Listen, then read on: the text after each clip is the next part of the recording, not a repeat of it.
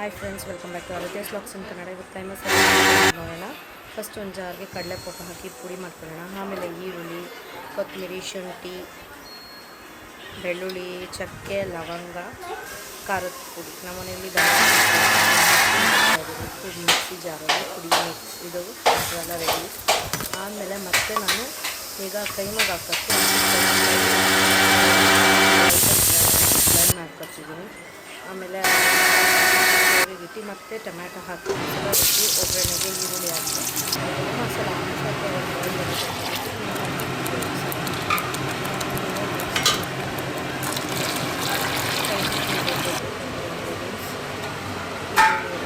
ಇಟ್ಕೊಂಡು ಈಗ ಕಡಲೆಪಪ್ಪು ಮಸಾಲ ಏನು ಈರುಳ್ಳಿ ಕೈಮಾ ಎಲ್ಲ ಹಾಕಿ ಒಂದು ಮೊಟ್ಟೆ ಹಾಕಿ ಜಾರ್ಗೆ ಹಾಕಿ ಒಂದು ರೌಂಡ್ ಬ್ಲೆಂಡ್ ಮಾಡಿ ಹಾಕಿ ಒಂದು ಅರ್ಧ ಗಂಟೆ ಕುದಿಸಿ ಕಸೂರಿ ಮೆಥಿ ಸ್ವಲ್ಪ ಉಪ್ಪು ಹಾಕಿ ಮಿಕ್ಸ್ ಮಾಡಿದ್ರೆ ಬಿಸಿ ಬಿಸಿಯಾದ ಕೈಮಾ ಸಾರು, ಗೀ ರೈಸು ಅಥವಾ ಚಪಾತಿ ಜೊತೆ ಚೆನ್ನಾಗಿರುತ್ತೆ.